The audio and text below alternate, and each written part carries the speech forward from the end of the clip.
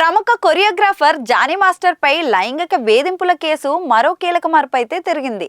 తన వద్ద అసిస్టెంట్గా పనిచేసిన లేడీ కొరియోగ్రాఫర్ పై లైంగిక వేధింపుల ఆరోపణలతో కేసు నమోదయ్యి అప్పటి నుంచి విచారణ కొనసాగుతున్న విషయం మనందరికీ తెలుసు.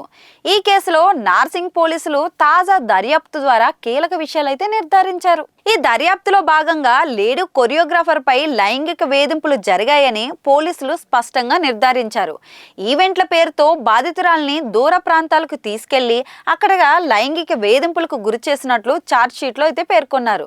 బాధితురాలు పోలీసులకు అందించిన సమాచారంతో పాటు సేకరించిన ఆధారాలపై విచారణ కొనసాగిస్తూ ఈ విషయాన్ని బయటకైతే వచ్చింది. సెప్టెంబర్ 15న బాధితురాలు ఫిర్యాదు చేసిన వెంటనే పోలీసులు జానీ మాస్టర్ పై కేసు అయితే నమోదు చేశారు. దీంతో ఆయన అజ్ఞాతంలోకి వెళ్ళిపోయారు.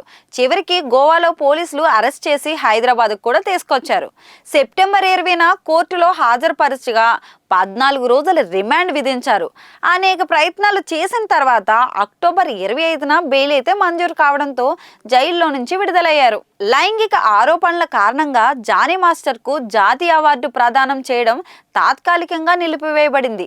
జ్యూరీ మెంబర్స్ ఈ నిర్ణయం తీసుకున్నారు. ఇది జానీ మాస్టర్ కెరీర్ పై భారీ ప్రభావాన్ని చూపుతుందని అయితే భావిస్తున్నారు. పైగా పుష్ప 2 సినిమాలో పనిచేసే అవకాశం కూడా ఈ వివాదం కారణంగా అయితే కోల్పోయారు.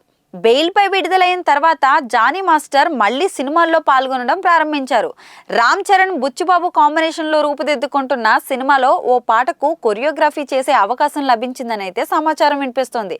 అయితే కేసు విచారణలో తాజా పరిణామాలు జానీ మాస్టర్ కెరీర్ పై మరింత ప్రభావం చూపుతాయా అనే అంశం ఇప్పుడు చర్చనీయాంశంగా మారింది. నార్సింగ్ పోలీసులు జానీ మాస్టర్ పై ఉన్న అన్ని ఆరోపణలు ఆధారంగా తాజాగా ఛార్జ్షీట్ అయితే దాఖలు చేశారు. ఇందులో లైంగిక వేధింపులు జరిగిన సందర్భాలు, ఆధారాలు స్పష్టంగా పొందుపరచబడ్డాయి. ఈ ఛార్జ్షీట్ కారణంగా మరోసారి జానీ మాస్టర్ ను కస్టడీలోకి తీసుకునే అవకాశాలపై చర్చలైతే జరుగుతున్నాయి. ఈ కేసు టాలీవుడ్ లో పెద్ద సంచలనమే సృష్టించింది. ఒకవైపు బాధితురాలు న్యాయం కోసం ప్రయత్నాలు జరుగుతుండగా, మరోవైపు జానీ మాస్టర్ కెరీర్ పై ప్రభావం ఏర్పడింది. మరి ఈ కేసులో చివరికి ఏం జరుగుతుందో చూడాల్సిందే.